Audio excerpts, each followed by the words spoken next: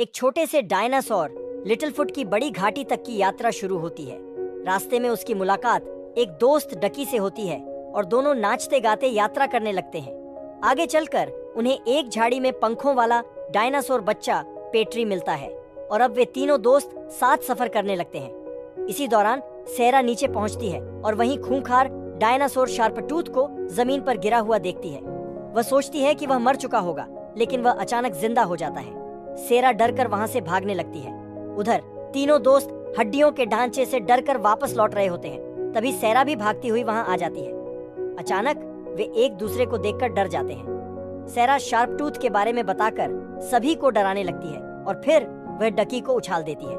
डकी झाड़ियों में गिर जाती है, जहां उसे एक डायनासोर का अंडा दिखाई देता है। जब वह अंडा खोलती है तो उसमें से एक स्पाइकटेल डायनासोर का बच्चा निकलता है। डकी उसका नाम स्पाइकी रखती है। अब पांचों दोस्त अपने सफर पर निकल पड़ते हैं। वे सभी भूखे होते हैं और तभी उन्हें बहुत सारे पेड़ दिखाई देते हैं। ये देखकर वे खुश हो जाते हैं, लेकिन तभी वहाँ कई दूसरे डायनासोर आ जाते हैं और उनके खाने पर टूट पड़ते हैं। पांचों दोस्त वहाँ जाते हैं, ये सोचकर कि शायद कुछ खाना बचा होगा। वहाँ उन्हें एक बड़ा पेड़ दिखाई देता है, जिसकी टहनियों पर ढेर सारी हरी भरी पत्तियां लगी होती हैं। यह देखकर वे सभी बहुत खुश हो जाते हैं। लिटिल फुट, डकी, पेट्री और स्पाइकी पेड़ पर चढ़ने की कोशिश करते हैं। तभी पेट्री जल्दी से सारी पत्तियां तोड़कर नीचे गिरा देता है।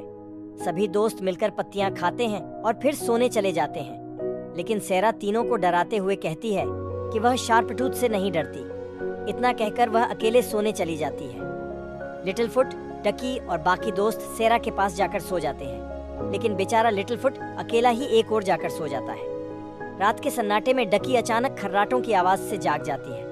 वह चुपचाप उठती है और लिटिल फुट के पास जाकर उसके साथ सो जाती है। धीरे धीरे बाकी सभी भी जागकर लिटिल फुट के पास आकर सो जाते हैं। सुबह होते ही अचानक सेरा को एक भयानक आवाज सुनाई देती है। वह डरकर इधर उधर देखती है और देखती है कि शार्पटूथ वहां आ पहुंचा है। घबराकर वह सभी को उठाती है और वे सब शार्पटूथ को देखकर भागने लगते हैं। भागते भागते उन्हें एक छोटा रास्ता दिखाई देता है। वे पांचों उस संकरे रास्ते में घुस जाते हैं और शार्पटूथ वहीं फंस जाता है। उसी समय लिटिल फुट को अपनी माँ की बात याद आती है। उसने कहा था कि बड़ी घाटी के रास्ते में एक पत्थर होगा जो एक लंबी गर्दन वाले डायनासोर की तरह दिखेगा। लिटिल फुट समझ जाता है कि वे अब बड़ी घाटी के बहुत करीब पहुंच चुके हैं। क्या वे सच में बड़ी घाटी पहुंच पाएंगे? जानने के लिए पार्ट 5 के लिए कमेंट करें।